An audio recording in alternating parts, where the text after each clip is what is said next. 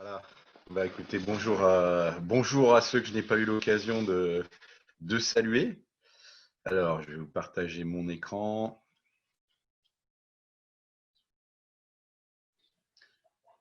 Et merci déjà à Xavier pour ses premiers pas ce matin avec le Seigneur.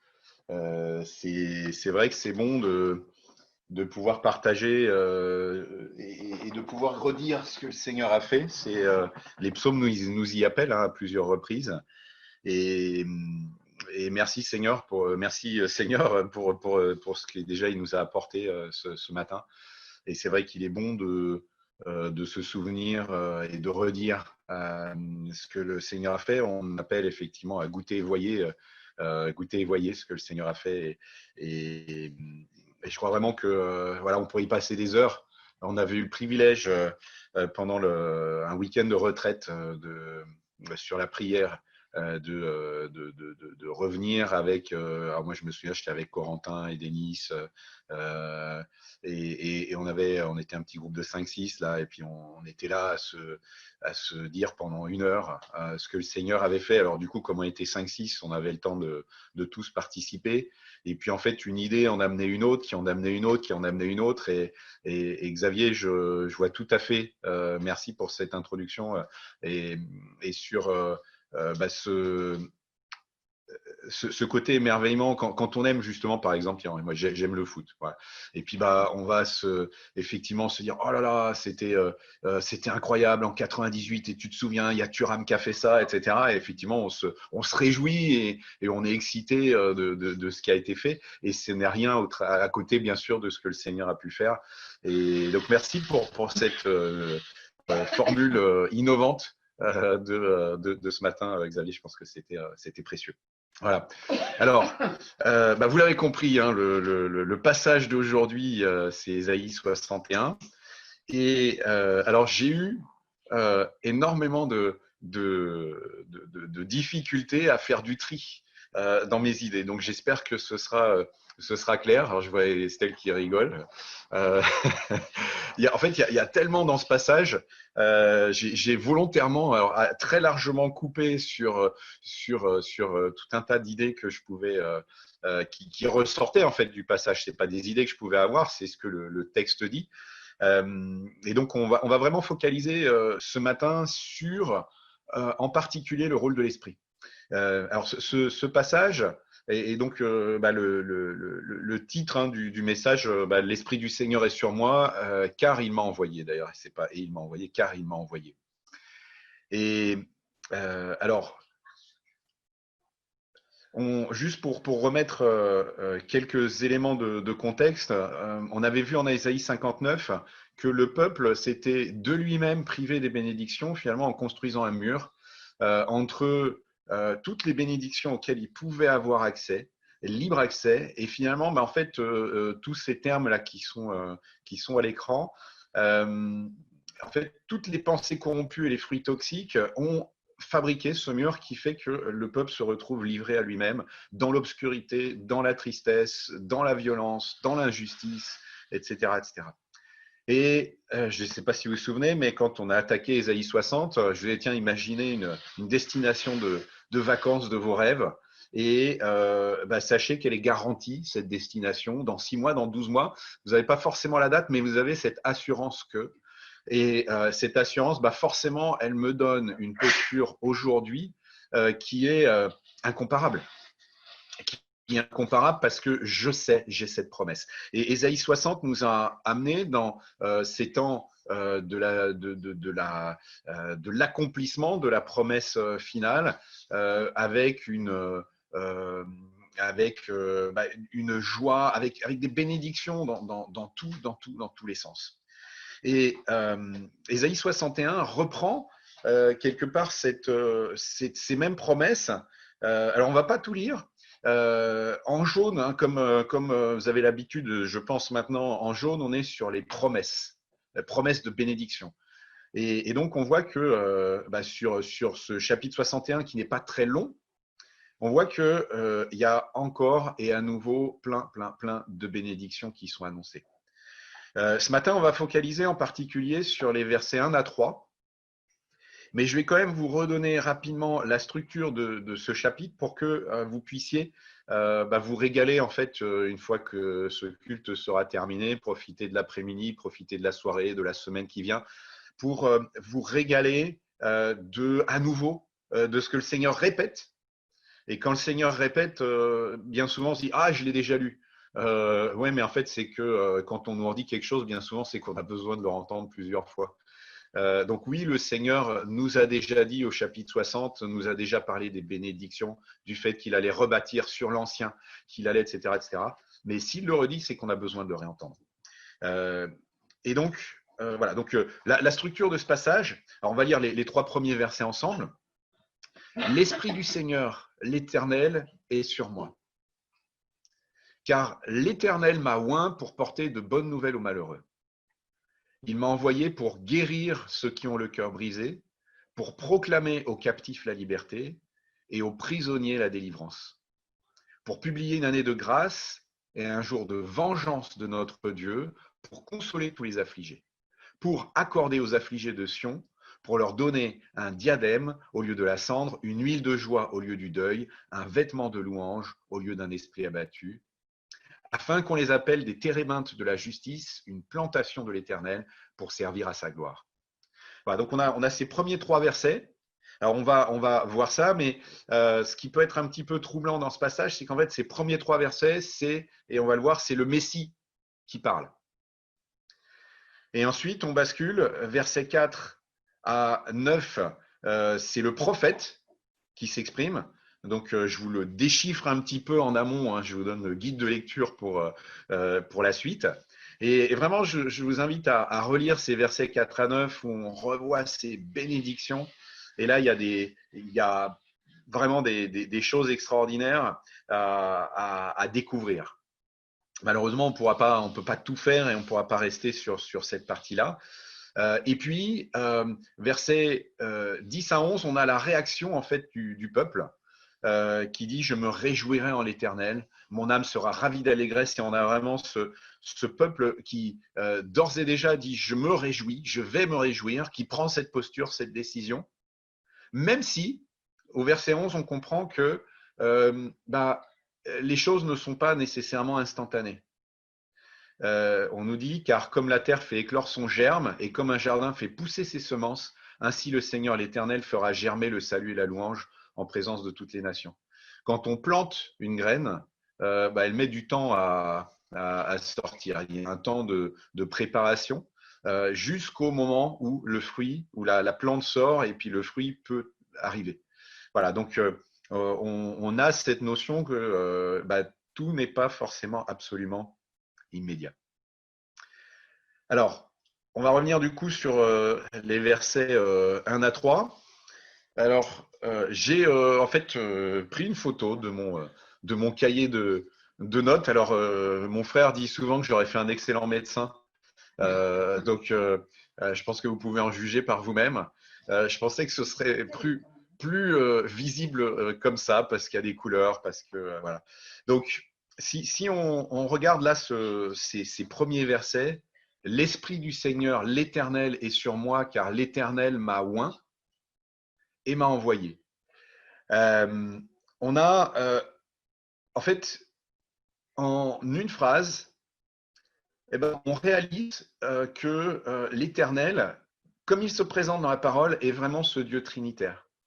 Et en fait, finalement, ce terme Trinité qui n'est pas dans la parole, mais qui est une façon de traduire ce que l'on comprend de la Bible, en fait, quelque part, en un verset, on a ces 3 personnes de la Trinité. On a l'Esprit du Seigneur, on nous parle, et donc qui m'a oint, donc qui parle en l'occurrence du Messie. Donc le Messie est oint par l'Esprit. On a le Seigneur l'Éternel, qui est celui qui envoie. Alors, le Seigneur, on verra ça un petit peu plus tard, les termes hébreux qu'il y a derrière. Donc, il y a celui qui envoie, il y a celui qui est envoyé, et puis il y a l'Esprit qui, quelque part, donne la force, donne la vie dans cette démarche-là. Alors, on va s'arrêter D'abord sur le Messie, justement, et puis se dire qu'est-ce qui permet en fait de dire que en fait c'est bien le Messie qui parle. On pourrait dire c'est le prophète. Alors en fait simplement Jésus en Luc chapitre 4 versets 18 à 21 reprend ce texte. Et donc, il est dans la synagogue. Je ne sais pas si vous vous souvenez de ce passage, c'est assez fort. Jésus a été tenté au désert.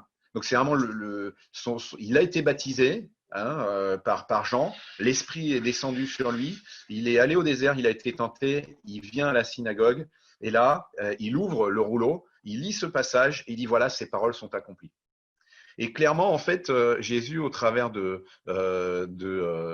ce qu'il a fait là, en fait, il s'approprie ce passage. Il dit, voilà, là, concrètement, on parle de moi.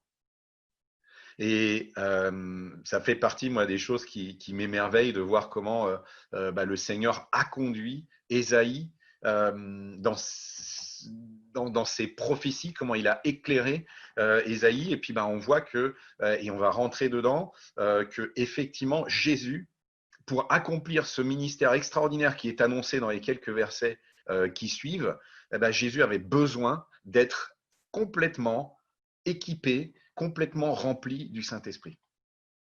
Et je vais vous l'expliquer. Alors, la mission de ce Messie, on a quelque part, il est envoyé pour. Alors, si vous regardez le passage et que vous prenez des stylos et que allez-y, prenez une feuille blanche et puis peinturlurée, etc.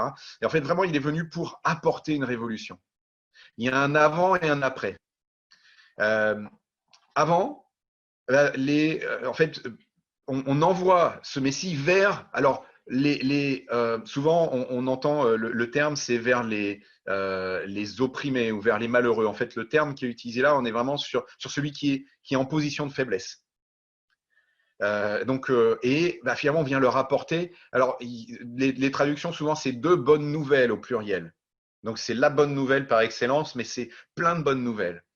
Et c'est là que c'est précieux aussi d'avoir ces temps de témoignages qu'on peut avoir, parce qu'en fait, avec la bonne nouvelle, il y a tellement de bonnes nouvelles, tellement de bénédictions. Les cœurs brisés, on va leur donner la guérison. Ça, c'est le ministère de ce Messie. Les captifs et les prisonniers, on va leur donner la liberté et la délivrance. Alors le terme, d'ailleurs, c'est vachement intéressant, qui est utilisé pour liberté. Il rappelle, en fait, une loi, le jubilé, en fait, qui était en place dans le cadre du peuple, où tous les 50 ans, on allait rendre la propriété à des gens. Par exemple, mettons, je suis en difficulté financière, je dois vendre mon champ. Et arrivé au bout des 50 ans donc, du jubilé, donc si j'ai vendu mon champ, on va dire, à 10 ans avant le jubilé, 10 ans plus tard, en fait, on me rend mon champ. Donc, il y a vraiment une liberté qui est redonnée. Et le terme liberté, donc, il est lié à ça. Donc, je suis captif, mais le Seigneur vient, le Messie vient me donner cette liberté, me donner cette délivrance. Et puis, plus particulièrement là, les trois termes suivants, on parle les affligés de Sion. Donc, on a quelque chose d'un peu plus précis. Avant, c'est tout le monde, l'impression. Et là, on vient dire aux affligés de Sion, je viens consoler. Je viens, au lieu de la cendre, mettre l'huile de joie, et au lieu de l'esprit abattu, mettre un vêtement de louange. Et vous le verrez en relisant du coup les versets suivants, on peut vraiment, et puis c'est ce qu'on a dit sur Ésaïe 60, quand on a vu Ésaïe 60, on peut vraiment s'approprier en tant que peuple de Dieu, on peut vraiment, nouveau peuple de Dieu, peuple de la nouvelle alliance, on peut s'approprier ces promesses. Et vous verrez, c'est au verset 7, je crois, de ce passage, où on nous dit que vous êtes des sacrificateurs, donc il dit vous les sacrificateurs, et il y a les passages dans Apocalypse, dans 1 Pierre, etc., on nous dit que nous sommes une nation de sacrificateurs, que ceux qui croient sont les sacrificateurs. Et on peut vraiment faire la jonction, du coup, entre le peuple de l'ancienne alliance, le peuple d'Israël, et puis le peuple que nous sommes de la promesse. et dire, ouais, bah, cette promesse-là, ces promesses de bénédiction, ces promesses de consolation, ces promesses de peut-être que là, je suis dans la difficulté, peut-être que effectivement, hein, vous savez que la cendre, hein, on exprimait sa tristesse dans l'ancienne alliance, beaucoup en se recouvrant de cendre et en déchirant ses vêtements, en mettant un vêtement de toile. Donc là, on dit non, pas de ça, pas de tristesse, mais une huile de joie. Pas d'esprit abattu, mais des vêtements de louange. Et en disant ça, moi, c'est vrai que je pense à ces chorales gospel qu'on peut voir hein, dans les églises souvent noires américaines, avec cette énergie, et puis ils sont beaux là dans leurs vêtements. Souvent, il y a une espèce d'étole en plus, très colorée, brillante. Voilà. Donc, des vêtements de louange. Afin que, enfin, et donc ce ministère de Jésus, de ce Messie est complètement incroyable, voilà. Donc libéré, et puis pour que nous devenions, nous tous, térébinthes de la justice, une plantation de l'Éternel pour sa gloire. Alors le térébinthe, hein, c'est un arbre, ça peut ressembler au chêne, souvent la traduction d'ailleurs, c'est le chêne. Et en fait, c'est un arbre, et c'est intéressant. Alors il y a beaucoup, beaucoup de choses. C'est très peu utilisé ce terme térébinthe dans la parole. Et par contre, c'était un lieu qui était très souvent au pied du térébinthe, qui sont des arbres très majestueux. Très souvent, c'était là que se faisaient les sacrifices aux idoles. Et là, finalement, il y a un retournement. On dit non, toi, qui appartient au Seigneur, avec toutes ces promesses de délivrance, tu vas être équipé par moi, dit le Seigneur, eh bien, je vais faire de toi un térébinthe de la justice. C'est-à-dire que là, Dieu prend le contre-pied, on ne va pas faire un culte aux idoles, mais là, il va y avoir la justice, et toi, chrétien, toi, enfant de Dieu, tu vas être cet arbre qui est visible, et la justice sera réalisée en ce lieu. C'est un endroit de justice et d'amour. Et voilà. Et en fait, on voit plantation de l'Éternel, on imagine quelque chose qui est d'un côté protégé, et puis qui grandit, et puis qui sert justement de protection, hein, la protection à l'abri de l'arbre. Voilà, donc ça, le ministère de Jésus. Mais alors, ce qui est dingue, c'est que quand on se plonge un peu plus avant et qu'on revient, alors déjà dans Ésaïe, et puis dans le Nouveau Testament, alors il y a plein d'endroits, mais où on voit en fait que la force, l'intelligence, la sagesse viennent de l'Esprit. Que donc Ésaïe 11, versets 2 et 5, l'Esprit de l'Éternel reposera sur lui. On parle de ce Messie qui sera envoyé. Esprit de sagesse et d'intelligence, esprit de conseil et de force, esprit de connaissance et de crainte de l'Éternel. On voit aussi l'impact de l'esprit en Ésaïe 42, verset 1. Voici mon serviteur que je soutiendrai, mon élu, en qui mon âme prend plaisir. J'ai mis mon esprit sur lui. Il annoncera la justice aux nations. Donc déjà, on se dit dans l'Ancien Testament, rien que dans Ésaïe, ce Messie sans l'esprit, qu'est-ce qu'il serait en mesure de faire? Et on voit ensuite, quand on rentre dans le Nouveau Testament, comment, en fait, dès son baptême, dès que Jésus eut été baptisé, Matthieu 3,16, il sortit de l'eau et voici les cieux s'ouvrir et il vit l'Esprit de Dieu descendre comme une colombe et venir sur lui. Luc 4, versets 18 et 19. Je vous enverrai la présentation, je la mettrai sur le groupe WhatsApp pour que vous puissiez déguster hein, ces versets. Mais on voit cette progression, et donc l'Esprit est sur moi, justement, c'est Jésus qui cite Ésaïe 61. Jean 1, versets 32 et 33, Jean rendit ce témoignage, j'ai vu l'Esprit descendre du ciel comme une colombe et s'arrêter sur lui. Jean 3, 34, car celui que Dieu a envoyé, dit les paroles de Dieu, donc celui que Dieu a envoyé, on voit bien, Ésaïe 61, c'est Dieu qui l'a envoyé, il dit les paroles de Dieu parce que Dieu ne lui donne pas l'esprit avec mesure. On en déduit que s'il lui donnait les paroles, s'il lui donnait l'esprit avec mesure, donc moyennement, eh ben, il n'aurait pas la même puissance.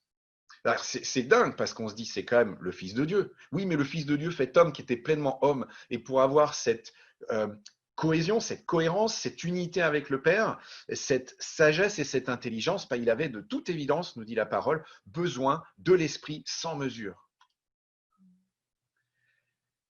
Alors j'ai entendu là à ma droite, hein, comme nous, ça c'est plus tard. Là, j'ai un public là en face de moi qui est au taquet. En Matthieu 11, verset 5, là, c'est les disciples de Jean qui viennent voir Jésus et qui lui disent, qui ont été envoyés par Jean et qui disent, est-ce que tu es celui qui doit venir? Et il leur répond, les aveugles voient, les boiteux marchent, les lépreux sont purifiés, les sourds entendent, les morts ressuscitent et la bonne nouvelle est annoncée aux pauvres. Et donc Luc 7, 22, il leur dit, allez rapporter à Jean ce que vous avez vu et entendu. Et chose aussi qui m'interpelle, moi, c'est un passage là qui me suit depuis 6-8 mois, Jean 5, 19, Jésus qui dit, en vérité, je vous le dis, le Fils ne peut rien faire de lui-même, il ne fait que ce qu'il voit faire au Père, et tout ce que le Père fait, le Fils le fait aussi pareillement. Donc là, on voit un ministère du Messie, de Jésus, complètement incroyable, et on a vraiment, je crois qu'on peut tirer la conclusion de ces passages-là. Mince, il manque des passages. On peut tirer la conclusion de ce passage-là que, encore une fois, sans l'Esprit, Jésus aurait été moyennement puissant. Et que vraiment, on ne peut pas séparer en fait l'action de Jésus du Père, mais aussi du Saint-Esprit. On lit souvent, on entend souvent que et donc, on va maintenant vraiment regarder, focaliser sur l'esprit, sur son impact, sur son action. Et juste avant, on a deux termes. Donc, on a le Fils qui nous est présenté, on a le Père qui envoie. Et c'est hyper intéressant. En fait, on nous parle donc, si je reviens sur voilà. L'esprit du Seigneur l'Éternel. Le terme Seigneur, c'est Adonai. Le terme l'Éternel, c'est le quadrigramme, tétragramme Yahweh. Et en fait, donc on a le Seigneur Adonai. Alors ça, je l'ai appris hier en faisant des recherches. C'est un pluriel aussi. Donc je savais que le terme utilisé pour Dieu, Elohim, enfin je l'ai découvert récemment aussi que c'est un pluriel, mais en plus un pluriel qui dit plus de deux, parce que si c'était deux, ce serait Elohim, et Elohim, du coup on est sur un pluriel plus de deux. Adonai, pluriel. Donc on dit l'esprit du Seigneur, là on a un pluriel.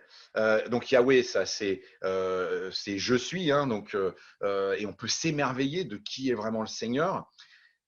Mais on voit cette notion de pluriel, et pourtant les verbes qui sont associés à Adonai, qui sont associés à Elohim, sont conjugués au singulier. Donc là, on a une révélation, j'allais dire vraiment du Seigneur, qui dit, en fait, je suis un, mais en fait, nous sommes. Et nous ne sommes pas juste le Père, le Fils, nous sommes le Père, le Fils et le Saint-Esprit. Et si vraiment, en relisant ce passage, quand vous le relirez, arrêtez-vous pour réfléchir. Je suis donc l'esprit du Seigneur, Adonai, c'est le maître. C'est le terme, c'est ce que ça veut dire en hébreu, le maître. Et l'Éternel, donc Yahweh, celui qui était, qui est et qui sera, et vraiment réaliser, prenons le temps de nous arrêter, de dire, waouh, je vais méditer ça. Je veux dire, ok, il est souverain, il est maître de tout, et en même temps, il était depuis le commencement, il sera encore, et émerveillons-nous. Je me souviens d'une prédication de Francis Chan, il le dit souvent, ça j'aime l'écouter, où il dit, le matin, je me réveille, et je m'émerveille et je dis, Seigneur, tu es celui qui était, qui est et qui reste à venir. Et ça, je vous engage, je m'engage à chercher vraiment à avoir cette attitude. Dire la première chose que je fais le matin en me réveillant, j'ouvre les yeux et de m'émerveiller sur ce Dieu tout-puissant, ce Dieu créateur, ce Dieu qui est mon maître, ce Dieu qui était, qui est et qui sera. Voilà, donc, et ce Dieu, le Père, le Dieu, là, c'est lui qui envoie le Messie, et qui l'envoie avec l'onction, hein, l'Éternel m'a oint. Et on a vraiment cette préparation, c'est l'Esprit, je te donne l'Esprit et je t'envoie. Et c'est ce qu'on vient de voir avec, du coup, ces quelques versets tirés d'Ésaïe et tirés du Nouveau Testament pour le Messie. Du coup, je vais revenir quelques instants sur justement réfléchir, vous transmettre des choses que j'ai reçues aussi récemment pour un certain nombre d'entre elles.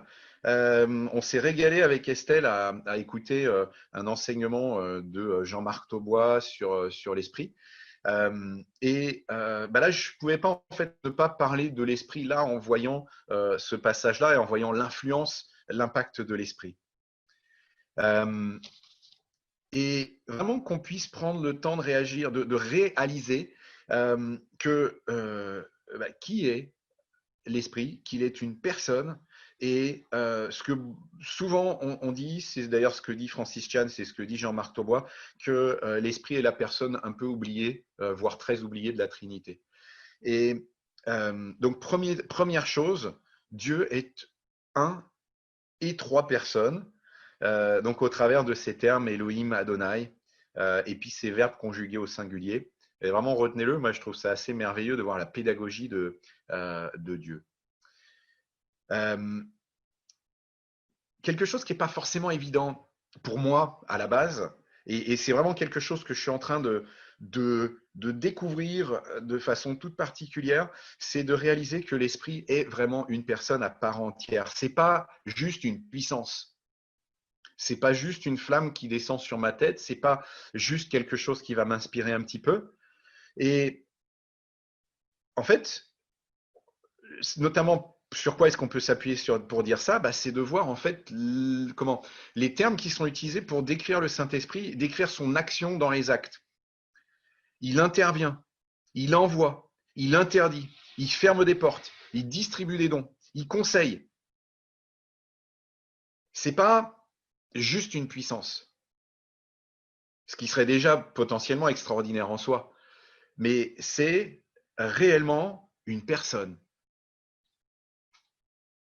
Alors, là, vraiment, je cite Jean-Marc Taubois parce que c'est en écoutant cet enseignement-là que j'ai mis des mots sur ça, tout particulièrement. C'est qu'il y a trois phases dans l'histoire de la révélation où chaque personne de la Trinité est mise en avant.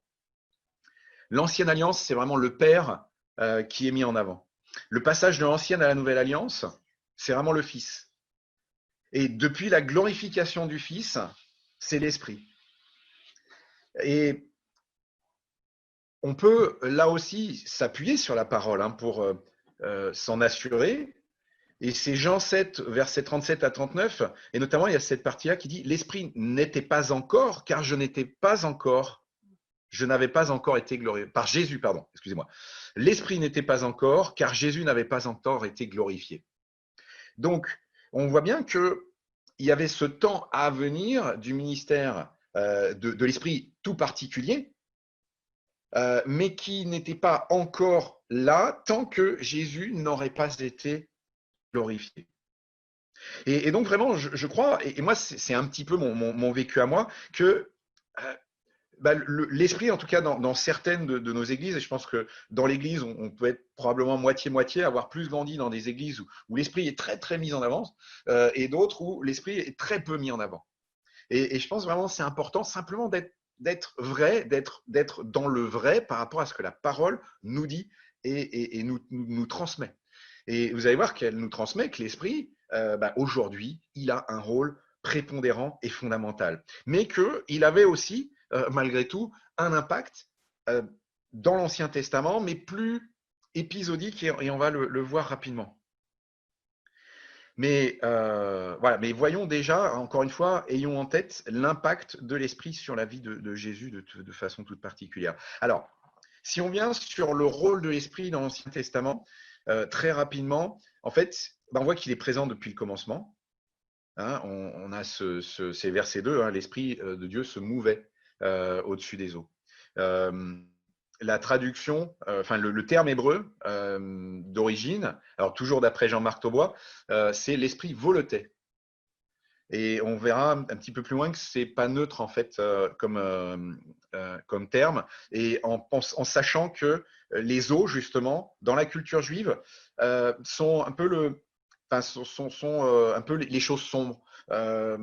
Tout ce qui est pas bien, en gros, enfin tout ce qui fait peur, tout ce qui voilà, vient des eaux. Donc, on a cet esprit qui était là au-dessus des eaux parce qu'il n'y avait pas encore de terre et qui, quelque part, on peut utiliser cette image, cherchait un lieu où se poser. Si on prend ce parallèle avec ce qui s'est passé à la fin du déluge, Moïse envoie cette colombe et qui en fait cherche, oui, Noé, pardon, envoie cette colombe qui cherche un endroit où se poser, mais ne trouve pas encore, et puis finalement revient parce qu'elle a trouvé cet endroit où se poser. Et en fait, si on prend en considération la fonction essentielle de l'esprit, qui est de rendre présent le Seigneur à l'homme, on se dit, OK, pour que vraiment on ait, et notamment si on se met à l'époque de l'Ancien Testament, pour que le peuple ait cette notion de la présence de Dieu, il faut que l'Esprit soit là. Mais Dieu étant saint, l'Esprit ne pouvait pas être n'importe où, entre guillemets. Il pouvait venir de façon épisodique, il pouvait se poser sur, mais il pouvait difficilement rester. Et on voit d'ailleurs que du temps de Moïse, Dieu se présentait sur la colline, sur la montagne. Et le peuple ne pouvait pas dépasser une certaine limite. Et finalement, qu'est-ce qui a permis au Seigneur d'habiter parmi le peuple? C'est le sanctuaire. Donc, c'était le lieu, notamment le lieu très saint, où là, l'Esprit pouvait résider. Et ça, c'est l'Ancien Testament. Avec la Nouvelle Alliance, il y a quelque chose de complètement nouveau. La parole a été faite chair et elle a habité parmi nous. Et on a ce grand tournant depuis la Pentecôte, on a fêté la Pentecôte le week-end passé, où là, l'Esprit peut demeurer et demeure au milieu des hommes. Et donc, pendant le ministère de Jésus, Jésus était vraiment le temple du Saint-Esprit, on le voit.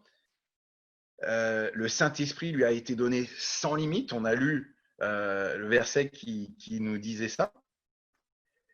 Et nous, aujourd'hui, du coup, le Seigneur nous a fait cette promesse dans Jean 14, notamment, que nous sommes le temple du Saint-Esprit, qu'il nous donne le Saint-Esprit, il donne sans reprendre. Par contre, c'est vrai, nous pouvons l'attrister. Donc, le rôle de l'Esprit, quelque part, va dépendre aussi de notre sanctification, en tout cas de notre préparation et du fait de réaliser que nous sommes effectivement le temple du Saint-Esprit et que l'Esprit habite en nous. Et du coup, je vais vous lire Jean chapitre 14 et je vous invite vraiment à là aussi, alors vous allez avoir de la lecture à partir du verset 9, mais vraiment à prendre le temps de méditer, de passer du temps et de dire, OK, ce passage-là, qu'est-ce qu'il me dit? Et donc, Jean chapitre 14, verset 9. Jésus lui dit, « Il y a si longtemps que je suis avec vous et tu ne m'as pas connu, Philippe. Celui qui m'a vu a vu le Père. Et alors comment dis-tu, montre-nous le Père? Ne crois-tu pas que je suis dans le Père et que le Père est en moi ?»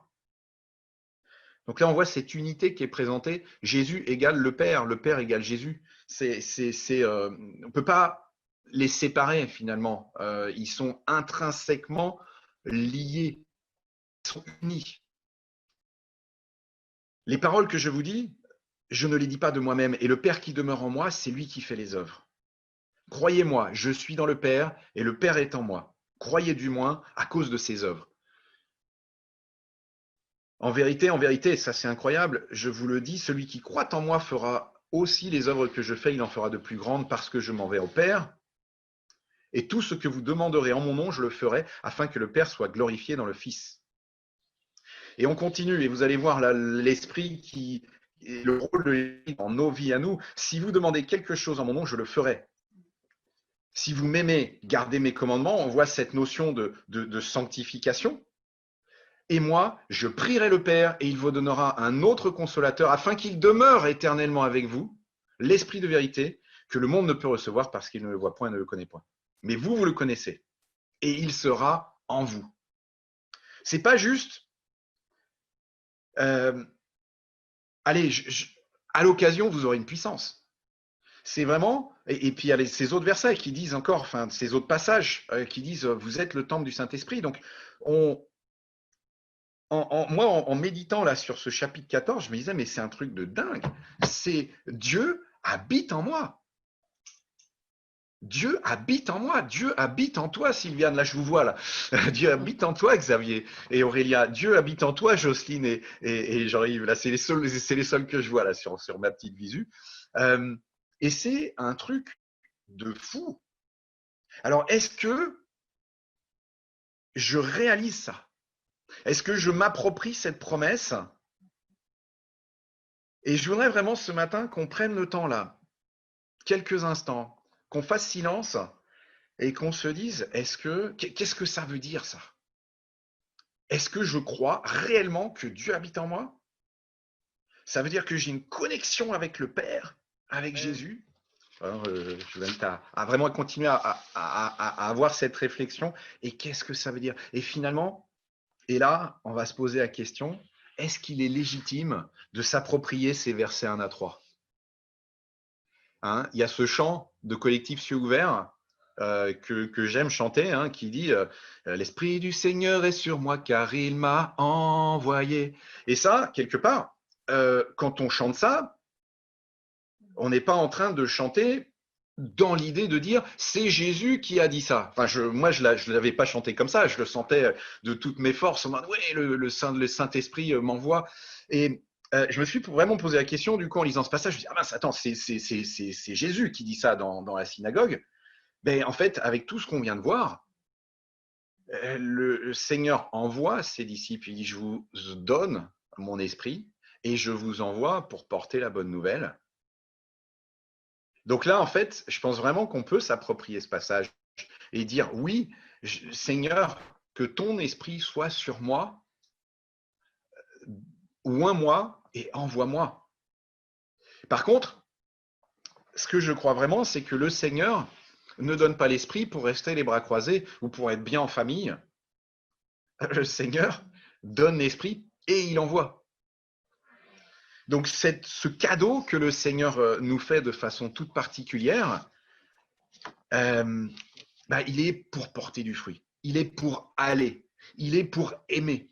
Il est pour apporter la bonne nouvelle à ceux qui sont affligés. Il est pour libérer les captifs. Il est pour annoncer une année de c'est quoi le bon terme? Attendez, je reviens en arrière. Plein, voilà, une année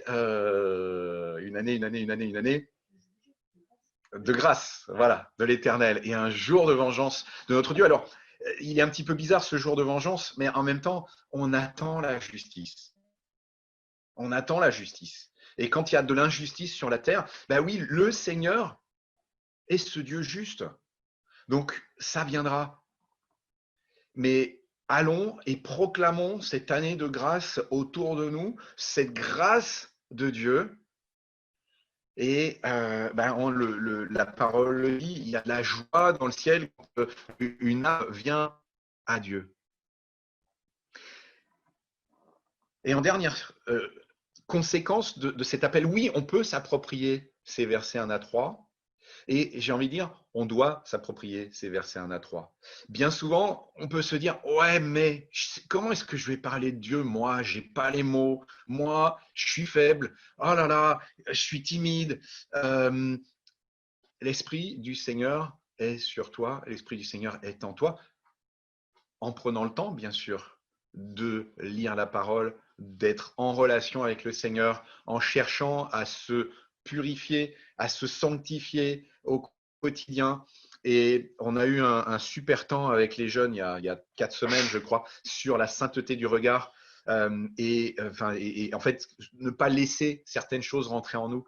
Et ça m'a fait un bien fou aussi. Et c'est vrai que on se dit, ah non, Je veux être ce temple du Saint-Esprit. Je veux être cette personne qui reste dans l'action et dans l'efficacité, pas par mes propres forces, mais parce que ce qui anime mon cœur, Proverbe 4, verset 23, je crois, garde ton cœur plus que toute autre chose, car de lui sortent les sources de la vie. Ce qu'il y a dans mon cœur, c'est le Saint-Esprit. Ce qu'il y a en moi, c'est le Saint-Esprit. Ce qui m'envoie, c'est Dieu équipé par le Saint-Esprit. Et ça, c'est absolument merveilleux. Et chose extraordinaire, en plus, on y va accompagné de ces promesses de fou, des versets 4 à 9, où voilà, on a cette promesse de temps extraordinaire. Ce qu'on vit aujourd'hui, le Seigneur nous donne des bénédictions. Le Seigneur nous dit, comme l'a dit tout à l'heure Xavier, psaume 34, c'est un de mes psaumes préférés, celui-là, je me régale à le lire, à le relire. Et oui, effectivement, il y a ces derniers versets qui disent que le malheur touche le juste, mais que le Seigneur l'en retire toujours. Mais ça veut dire qu'il y a des temps difficiles, potentiellement. Voilà. Par contre, on a cette destination promise, absolument extraordinaire. Donc, on a cette destination de fou, et on a cet accompagnateur de fou, ce consolateur qui est en nous, et encore une fois, Dieu en nous. Je vous invite à prier. Seigneur mon Dieu, tu nous travailles, Seigneur, au travers de ta parole. Et Seigneur, je te demande vraiment que ce chapitre 61 d'Ésaïe, Seigneur, continue à faire son œuvre dans chacun d'entre nous, Seigneur, en moi, dans ma famille, chez mes frères et sœurs, Seigneur, de cette communauté, et que, Seigneur, il puisse y avoir du fruit, et encore du fruit, Seigneur. Merci parce que tu te présentes à nous, Seigneur, avec une pédagogie extraordinaire, et merci parce que tu es Père, Fils et Saint-Esprit.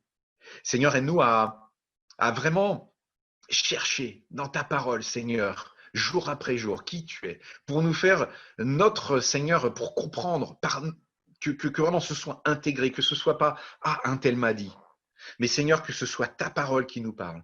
Et Seigneur, équipe-nous puissamment au Saint-Esprit. Viens en chacun d'entre nous, Seigneur, prends toute cette place, illumine chaque partie de notre être intérieur, Seigneur, qu'il n'y ait pas de zone d'ombre, mais que Seigneur, et qu'il n'y ait pas chez nous quelque chose qui t'attriste, mais bien Seigneur, que ce soit toi et la lumière, Seigneur, qui prennent l'intégralité de notre être. Que tout ce qui est sale, Seigneur, nous le rejetions, que nous le considérions comme écœurant, Seigneur, comme ces cafards dont parlait Xavier tout à l'heure, Seigneur, et que nous ayons à cœur d'être saints pour toi, Seigneur. Et non pas dans cette logique de dire « Ah là là, si j'ai chuté, je vais me faire du mal, etc. » Mais Seigneur, dire « J'ai chuté, Seigneur, tu me relèves. » Et Seigneur, je veux rester pur, je veux te ressembler, je veux te servir. Et Seigneur, je te demande de nous envoyer avec puissance. Ce monde a besoin de toi comme jamais, Seigneur. Et tu vois toutes les difficultés, tu vois les douleurs, tu vois les doutes des uns et des autres, Seigneur, et tu vois notre espérance. Et merci pour cette espérance, Seigneur, infaillible que tu nous as donnée. Merci pour cette promesse extraordinaire qui se réalisera comme tes promesses passées qui étaient prévues pour plus tôt se sont réalisées, Seigneur. Oh mon Dieu, vraiment, viens, fais-nous du bien, transforme-nous, Seigneur, et parle-nous, Seigneur, au nom puissant de Jésus-Christ. Amen.